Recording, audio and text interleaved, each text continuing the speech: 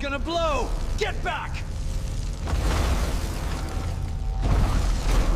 In today's episode of The Space Scientists, we journey 200 years into the future to a Mars that no longer glows red, but golden under human light.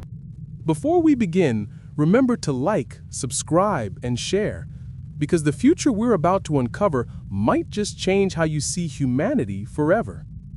Now, let's begin. The year is 2237. Mars, once a barren wasteland of dust and silence, now hums with life. Cities made of transparent alloys glisten beneath domes of breathable air.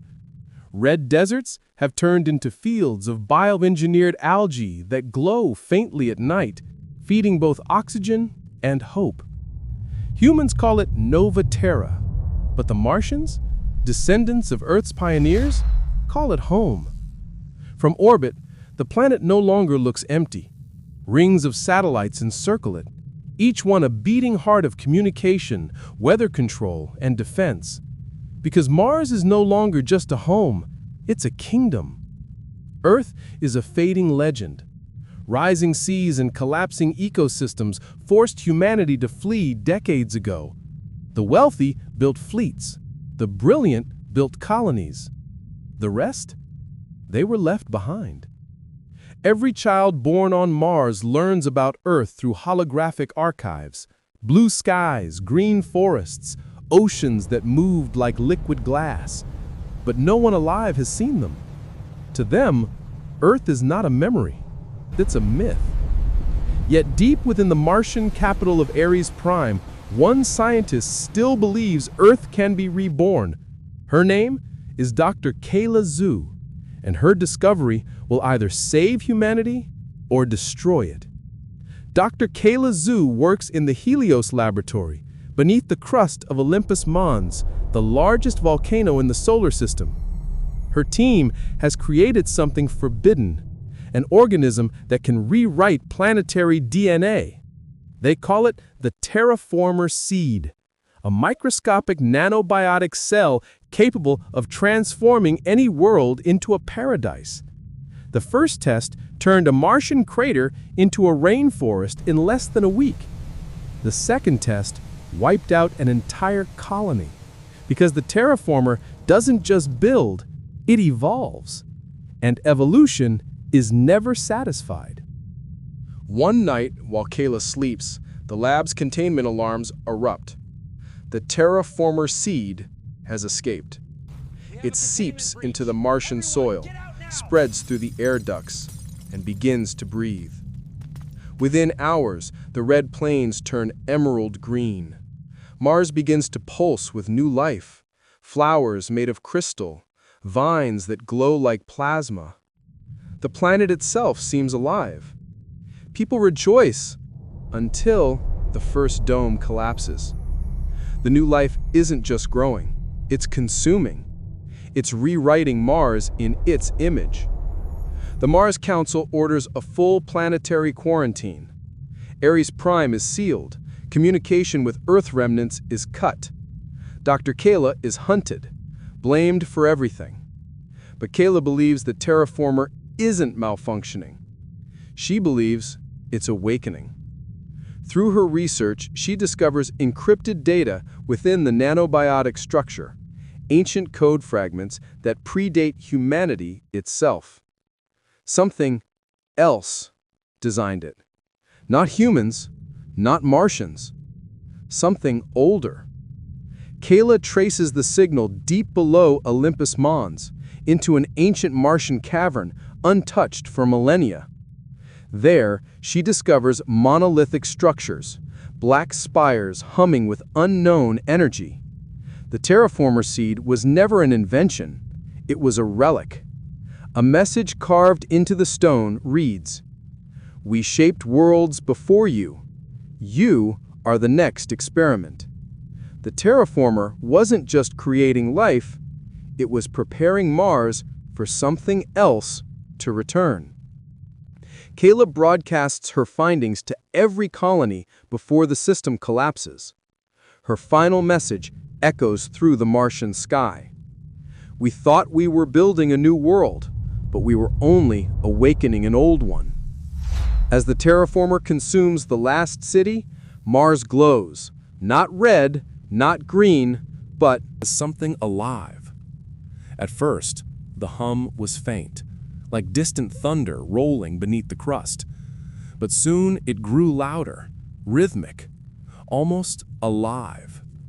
Those who remained on the surface, scientists, soldiers, wanderers, reported strange visions. They said the planet spoke in dreams, whispering in frequencies no human ear should hear. "Return to the core," it said. "We remember you." Cameras in orbit caught impossible footage. Mountain ranges shifting, valleys folding into perfect spirals, as if Mars itself were rearranging its bones.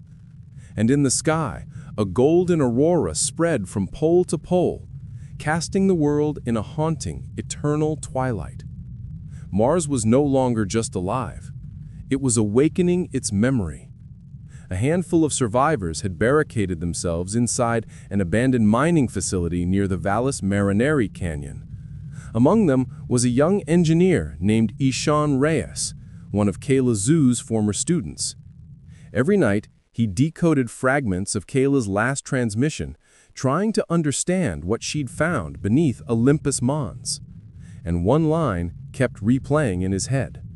The terraformer is not growing life. It's rebuilding what once was. Ishan discovered something terrifying. The terraformer wasn't just creating new organisms.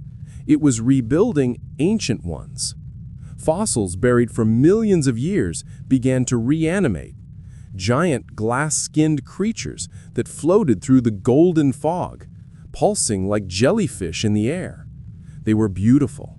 They were horrifying. And they were not from any evolutionary line known to humanity. Deep within the mining tunnels, Ishan found an ancient vault, its walls etched with alien symbols identical to those Kayla found under Olympus Mons. Inside was a crystalline sphere, still glowing faintly after eons. When Ishan touched it, the room lit up with holographic projections, cities that once stood on Mars long before Earth had life. Mars had once been home to an ancient civilization, the architects of dust. They had seeded multiple worlds across the solar system with the terraformer seeds, and then vanished. But the records revealed one final truth. The terraformer wasn't malfunctioning, it was fulfilling its original command: rebuild the architects. Humanity wasn't colonizing Mars, Mars was colonizing humanity. Back in orbit, the last remaining Martian fleet, the Sol Exodus, detected massive energy surges across the planet's crust, magnetic storms, unknown radiation patterns, and, most impossible of all, signs in artificial gravity fields forming near the equator. Then, something extraordinary happened. Mars's rotation began to slow. Not naturally, mechanically. Satellites observed enormous structures rising from beneath the surface, towering spires kilometers tall, moving like the gears of a machine. It was as if the planet was reassembling itself into something deliberate.